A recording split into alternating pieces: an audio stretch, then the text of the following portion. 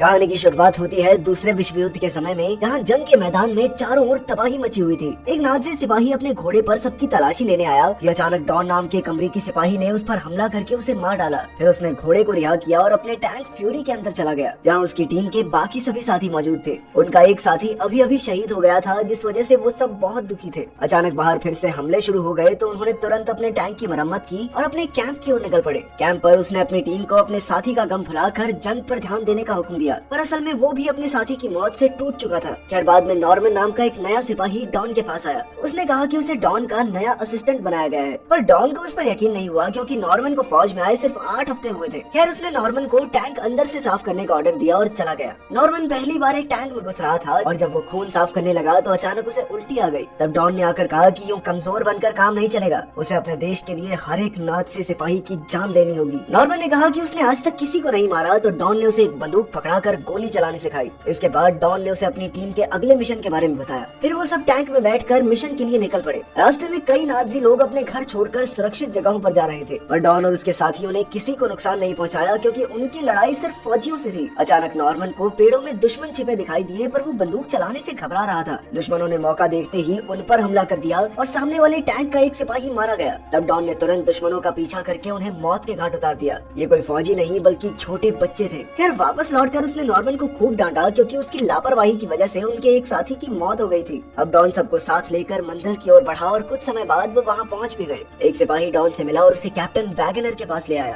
Captain ने don को mission समझाते हुए कहा कि उन्हें दुश्मन के इलाके में कैद अपने फौजियों को रिहा करवाना है। इसके बाद वो सब तैयार होकर दुश्मन के इलाके की ओर रवाना हो गए। जल्द ही उन्होंने अपने साथियों को रिहा करवाना शुरू कर दिया, मगर अचानक दुश्मनों ने उन पर हमला बोल दिया। दुश्मनों के पास मशीन गन्स और काफी खतरनाक हथियार थे। वही नॉर्मन अब भी जंग से घबरा रहा था। जब दुश्मन ने उनके टैंक पर बंदूक चलाई तो नॉर्मन घबराहट के मारे वापस बंदूक चला ही नहीं पाया। खुशकिस्मती से उसके साथी गोर्डो ने बंदूक चलाकर नॉर्मन की जान बचाई। फिर गोर्डो ने उसे डांटा और दुश्मन की लाशों पर गोलियां चलाने का हुक्म दिया, पर बेचारा नॉर्मन ये करने की हिम्मत नहीं जुटा पाया और रोने लगा। आखिरकार गोर्डो ने उसे शांत करके समझाया कि भाई जंग ऐसे ही काम करती है, अगर तूने सामने वाले को नहीं मारा तो तुझे मार देंगे वो। कुछ समय बाद आखिरकार उन्होंने दुश्मन इलाके पर फतेह हासिल कर ली। बाद में डॉन ने नॉर्मन को समझाया कि उससे भी काफी गलतियां हुई हैं, पर वो उनसे सीख कर आगे बढ़ता रहा। फिर नॉर्मन ने बताया कि 1 हफ्ते पहले तक वो सिर्फ एक क्लर्क था, पर जंग की वजह से उसे जबरदस्ती फौज में भेज दिया गया। इसके बाद उनके साथियों ने एक नाज़ी सिपाही को पकड़ा जो उनकी टीम में भेस बदल कर घुसाया था। अब डॉन ने नॉर्मन को इस फौजी को गोली मारने का हुक्म दिया। जब नॉर्मन नहीं माना तो डॉन ने जबरदस्ती उसके हाथ में बंदूक थमाकर उससे गोली चलवा दी। आखिरकार उस फौजी की मौत हो गई और नॉर्मन बुरी तरह डर गया। इसके बाद वो सब आगे बढ़े तो रास्ते में उन्हें कई लाशें टंगी हुई दिखाई दी।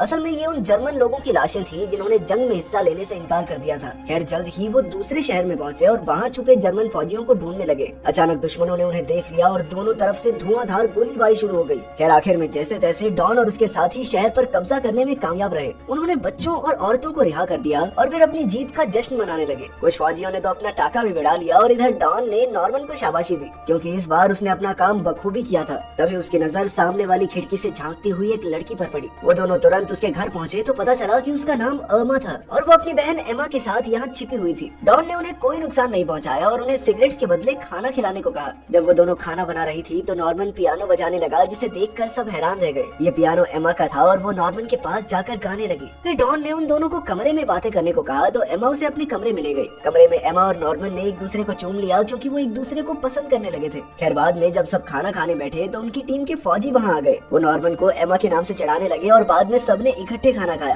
खैर कुछ ही पलों में एक फौजी उन्हें बुलाने आया। उसने कहा कि उन्हें एक नए मिशन पर जाना होगा, जो इस मिशन से भी काफी ज्यादा खतरनाक होने वाला था। जैसे ही वो टैंक्स में बैठे तो अचानक शहर में जबरदस्त बॉम्ब धमाका हो गया। अर्मा और एमा का घर वहीं मिट्टी में मिल गया और नॉर्मन तुरंत उनकी ओर दौड़ा, पर अब बहुत देर हो चुकी थी, क्योंकि एमा मलबे में दबकर मर गई थी। नॉर्मन का दिल बुरी तरह टूट गया, पर अब उसने ठान ली कि वो नाज़ियों का खात्मा करके रहेगा। उसका एक साथी जैसे तैसे उसे टैंक में ले गया और सारे फौजी निकल पड़े। नॉर्मन अब भी सदमे में था, इसीलिए डॉन ने उसे समझाया कि यही जंग की सच्चाई है और वो इसे जितनी जल्दी कबूल कर ले उतना बेहतर होगा। अब वो रास्ते में थे कि अचानक दुश्मनों ने उन पर हमला बोल दिया। नाज़ियों के टाइगर टैंक्स उनसे कहीं ज्यादा ताकतवर थे, इसीलिए उनका सामना करना डॉन की टीम के लिए बहुत मुश्किल हो रहा था। जल्द ही दुश्मनों ने अमेरिकी फौज के 2 सार्जेंट्स को बड़ी बेरहमी से मार डाला। अब डॉन का टैंक फ्यूरी अकेला टाइगर टैंक का सामना कर रहा था। डॉन ने दिमाग लगाकर बड़ी सफाई से वार किए और आखिरकार टाइगर को हराकर दुश्मनों का खात्मा कर दिया। फिर डॉन ने अपने ऑफिसर्स को मौजूदा हालातों की खबर देनी चाहिए, लेकिन उनका रेडियो टूट चुका था। उनके साथ ही टैंक्स के सभी सिपाही मारे जा चुके थे, पर उन्होंने अपने दुख को हंसकर टाल दिया और साथ ही एक दूसरे का हौसला बढ़ाया। जल्द ही वो आगे बढ़े और अपनी मंजिल तक पहुंच गए, पर वहां पहुंचते ही एक लैंड माइन फट गई और उनके टैंक के नीचे की जंजीरें टूट गई। इसे ठीक करने में उन्हें काफी वक्त लगेगा,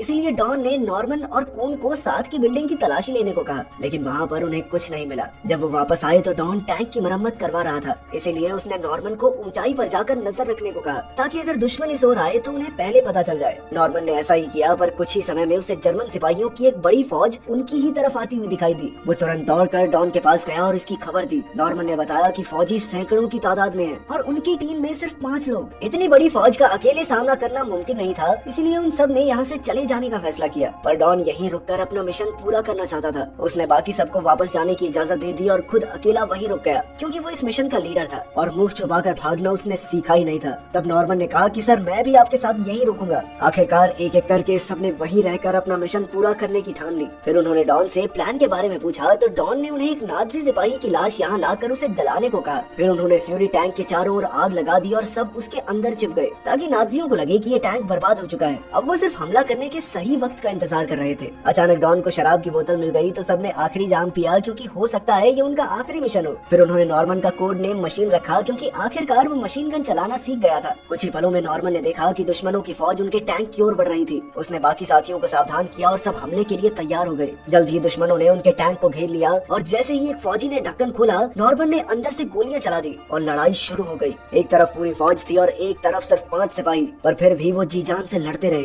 उन्होंने दुश्मनों पर बमबारी करके उनके कई ट्रक्स तबाह कर दिए। फिर उन्होंने पास की बिल्डिंग पर भी जबरदस्त धमाके कर दिए, जिसमें छिपे कई दुश्मन फौजी मारे गए। डॉन की सिर्फ 5 लोगों की टीम एक साथ कई दुश्मनों का खात्मा कर रही थी, और जल्द ही उनकी गोलियां खत्म होने लगी। अब डॉन ने खुद बाहर जाकर और हथियारों का इंतजाम करने का फैसला किया। पहले उन्होंने बाहर स्मोक बॉम्ब्स फेंके और फिर डॉन गॉर्डो और नॉर्मन को अपनी ढाल बनाकर बाहर निकला। जैसे ही उसने हथियार इकट्ठे कर लिए, उसने गॉर्डन और नॉर्मन को अंदर जाने को कहा, मगर जैसे ही डॉन अंदर जाने लगा, दुश्मन फौजी उनके टैंक पर चढ़ गए। डॉन ने उनका सामना किया, पर इसी चक्कर में उसे गोली लग गई। जैसे तैसे वो टैंक में घुसा और उसके साथियों ने उसके घाव पर पट्टी की। अब चारों ओर पूरी तरह शांति थी। नाजियों ने चारों ओर से चुपचाप आगे बढ़कर टैंक पर कब्जा करने का फैसला किया। वहीं डॉन की टीम भी पूरी तरह चौकन्नी थी। टैंक के पास पहुंचते ही नाजियों ने जबरदस्त धमाके से टैंक में छेद कर दिया। इसी धमाके में कून की मौत हो गई। उसके साथी दुख के मारे रोने लगे, पर डॉन ने चिल्लाकर कहा कि हम अब भी जंग के मैदान में हैं और उन्हें अपनी आखिरी सांस तक लड़ते रहना होगा। अब वो चारों फिर से दुश्मनों पर फायर करने लगे, पर दुश्मनों की तादाद बहुत ज्यादा थी, पर फिर भी वो लगातार ग्रेनेड्स और गोलियों से हमला करते रहे। आखिरकार उनके सारे हथियार खत्म हो गए। अब उनके पास सिर्फ अपनी बंदूकें और टैंक की मशीन गन्स बची थी। वो चारों टैंक से बाहर निकले और सामने आकर वार करने लगे। नाजियों ने टैंक में बॉम्ब फेंका तो गोडो ने खुद धमाके में जलकर बाकियों की जान बचा ली।